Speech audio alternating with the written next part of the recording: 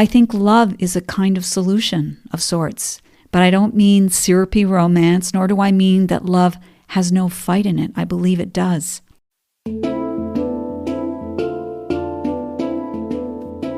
Welcome to NVC Life. I'm Rachelle Lamb, veteran NVC trainer and relationship coach, helping listeners navigate interpersonal conflict and ground more deeply into relational living.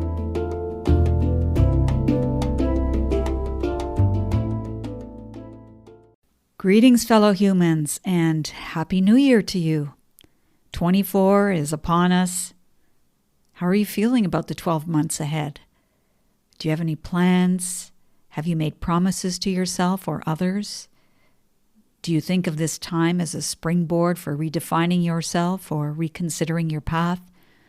Or are you content to simply carry on without feeling persuaded that replacing the calendar means anything other than remembering to write 2024 on checks and letters? In the Northern Hemisphere, the days are getting longer, and by February, many of us will notice the change, even as Old Man Winter's white robes continue to be draped across much of the land.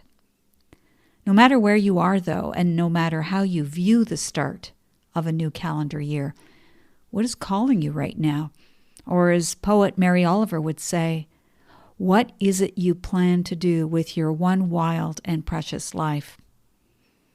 I find this is a question worth returning to regularly. But like a compass, I think the question is best asked with an awareness of the ground we stand on and of the times we live in. How we answer the question of how to proceed is every bit as dependent on the place and time we live, even more so, I would say, than what we personally want. And so what does the place where we live ask of each one of us? How do we engage with the reciprocal arrangement with the earth that we find ourselves in, irrespective of how we feel about it? As human beings, I think it's fair to say that we have a need for meaning and purpose in our lives. Some might argue that life is inherently meaningless, but I'm not one of those people. And I would add to that it's not that I view life as carrying some obscure meaning that I somehow have to uncover. The way I see it, we each assign meaning to life. We each decide what a forest means to us, what a lake or ocean means to us, what a human act of generosity means to us. We decide that, and by what we decide, we set things into motion. If when I see the forest, I think, I can see the lumber now and the profit to be made, that's much different than seeing the forest and saying, greetings to you, my green, leafy-limbed relatives. How we understand and frame our relationships will inform our actions and responses. Laudato Si is the second encyclical of Pope Francis, published in 2015. The subtitle is On Care of Our Common Home. In it, the Pope critiques consumerism and irresponsible development. He laments environmental degradation and global warming and calls all people of the world to take swift and unified global action. I'd like to share an excerpt from the book where he makes reference to St. Francis. Most listeners will know that St. Francis of Assisi is known as the patron saint of animals, merchants, and ecology. He was born into wealth and privilege, which he eventually abandoned to live in poverty, and was particularly well known for his love of animals and nature. Here's the excerpt. St. Francis shows us just how inseparable the bond is between concern for nature, justice for the poor, commitment to society, and interior peace. Francis helps us to see that an integral ecology calls for openness to categories which transcend the language of mathematics and biology and take us to the heart of what it is to be human. If we approach nature and the environment without openness to awe and wonder, if we no longer speak the language of fraternity and beauty in our relationship with the world, our attitude will be that of masters, consumers, ruthless exploiters, unable to set limits on their immediate needs. By contrast, if we feel intimately united with all that exists, then sobriety and care will well up spontaneously. The poverty and austerity of St. Francis were no mere veneer of asceticism, but something much more radical, a refusal to turn reality into an object simply to be used and controlled. That's the end of the excerpt. Whenever I hear about climate change on the news, it's typically facts and numbers that are cited, and how important it is for changes to be made. I don't know how compelled people are by that kind of information. I suspect that for many, the information is seen as fictitious in some cases, fear-mongering, depressing. You're driving home in your battery-operated vehicle. What are you going to do? Pull over? Get out and walk home? Let's imagine everyone does this. It's an interesting thought, but I'm not convinced that it gets at the heart of the underlying problem. I don't claim to know what the underlying problem is, but it doesn't stop me from reflecting on it. And I'm thinking what I just read about St. Francis. I think that human beings are very good at protecting what they love, and it's my belief that most modern peoples don't love the earth, don't love the land, don't love the wildlife. Not really. We appreciate it, but I'm not sure we love it. And maybe that's our task right now. And it's something that each one of us can do irrespective of what others do.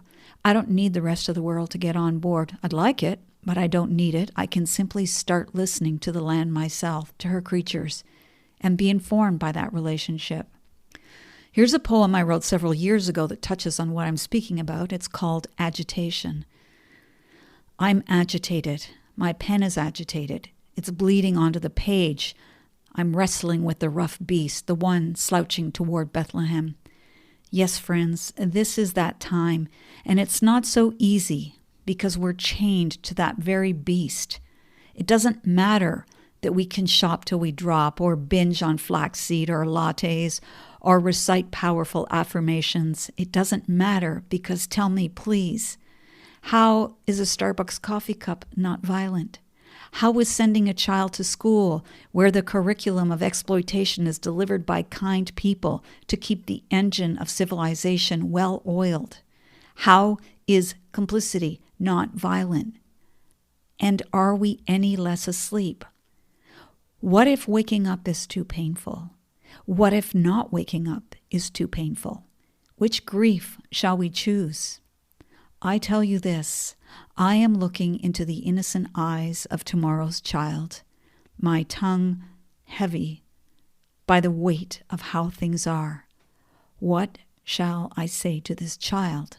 What shall I say? Here's what I want to say. I want to say that men and women gathered together. They took a good, hard look at all the ways they'd profited from taking too much, having too much, and hurting the world. They voted instead for taking care of Mother. They voted for accountability. They voted for reverence. They voted for the soul's need for beauty. They voted for kinship. And then they rolled up their sleeves and they worked. They planted gardens. They raised chickens and goats.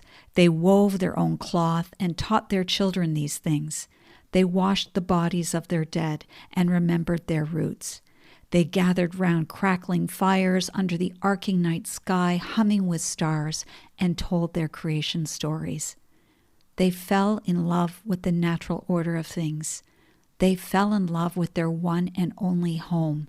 They fell in love with their good fortune of being alive. And that, my dear child, is something for you to know.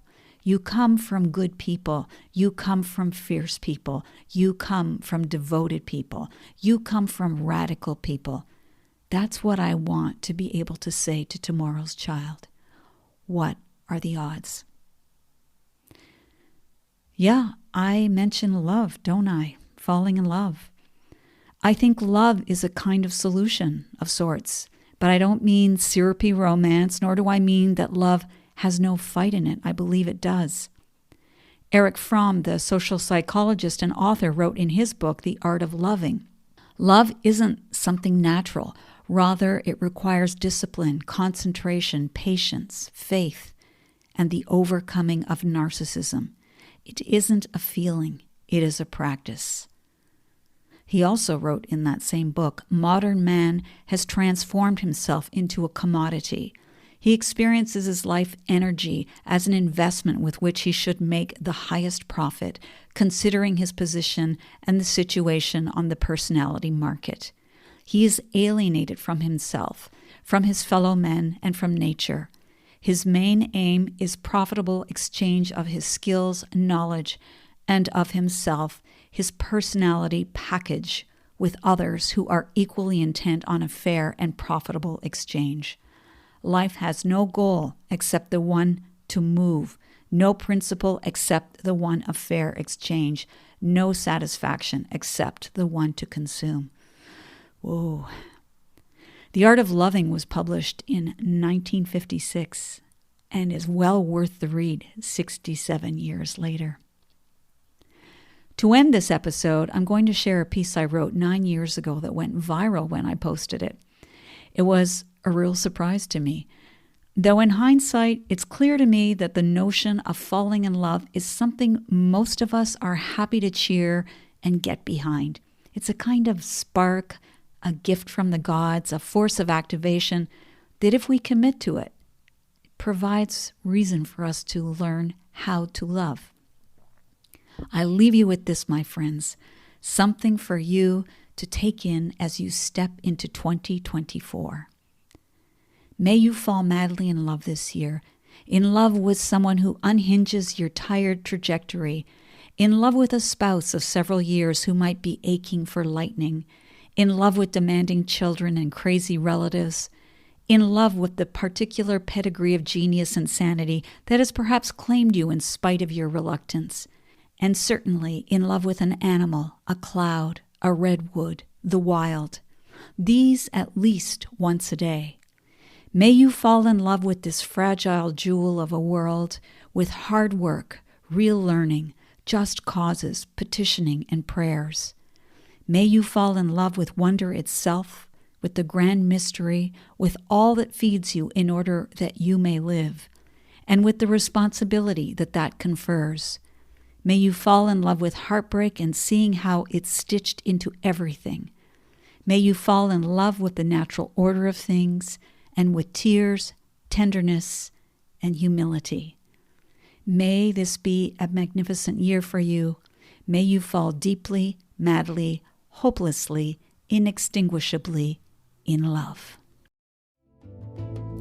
Thank you for tuning into NVC Life. For future episodes, be sure to subscribe on iTunes, Spotify, or YouTube. For free resources or to book a private session with me, head over to RachelleLamb.com. Until the next time, stay sane, grateful, and generous.